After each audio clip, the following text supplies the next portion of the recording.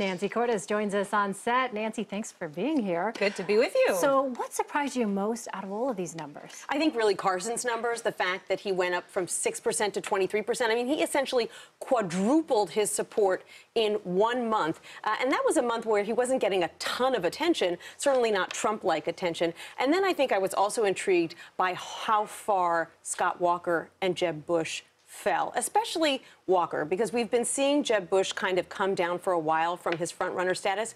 But Scott Walker was at 10%. Now he's just at 2%. And Chris Christie, who we didn't talk about in that piece, he's now at 1%. This is a guy who a lot of people said missed his chance in 2012. He could have won it all, and now he is at 1% in our poll of Republican voters. As we all say, it's still early, but what do you expect, or what do you think is really Carson's appeal?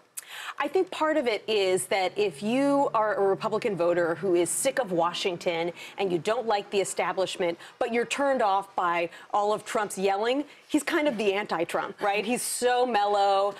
You know, he says he doesn't want to attack anybody. And yet even he himself acknowledges that he holds a lot of the same positions as Donald Trump. And so I think, you know, you've got more than half of Republican voters in our poll stating very clearly they want an outsider, someone like Trump or Carson, even though Republican voters have been saying for years that they felt that the current president, Barack Obama, didn't have enough experience in Washington before he came into office. Can we talk a little bit more about Donald Trump? Because despite his controversial comments, and we heard in your piece there, Carly Fiorina hitting back a little bit, Trump is still doing well in that demographic. When you look at women voters and you look at Carly Fiorina, she's 6th. Right. What do you make of that? He is leading among women in the entire field. I think it's he's got 2 points more than Ben Carson. And I was a little surprised that Carly Fiorina and Ohio Governor John Kasich didn't bump up a little more in this poll. You know, they both did well in the last debate.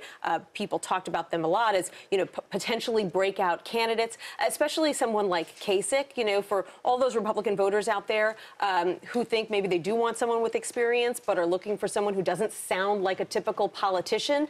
He seemed like he was kind of on the rise. He was going to fill that niche, but he's still only at 3%. Fiorina only at 4%. So let's talk about debate strategy. I know Elaine's really looking forward to this. Who wouldn't? But you know, Trump stood out in the first, Fiorina yes. in the second. So what do you expect the strategy of these candidates to be? I think you're going to see a lot of candidates going after Trump because they've all got a bone to pick with him now, not just Fiorina because of the things he said about her image or her persona, as he puts it. Which he described using the word face. Right. Yes. His term for persona is really face. But, you know, he said a lot of nasty things about a lot of people, including Ben Carson, which was kind of unprovoked, about Jeb Bush. So there are a lot of people who legitimately have a bone to pick with him, and this is sort of the highest profile way to pick it, but also who saw in the last debate that engaging with Trump is the best way to kind of get some attention when you're on a very crowded debate stage where time is limited. There are going to be 11 people on that stage. I think you're also going to see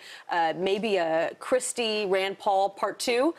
You know, they kind of got into it last time, and that sort of elevated their stature. It didn't really pay off in the polls, but I wouldn't be surprised if you saw those two tangle again. So the takeaway, bullseye on Trump. Oh, no question. And, you know, for him, bullseye on everybody else. Yeah. All right. Thank you, Nancy. Well, 11 of the 16 Republican candidates will take the stage tomorrow night, as we've been saying, for the next primary debate. CBSN will have full coverage ahead of the debate starting at 6 Eastern.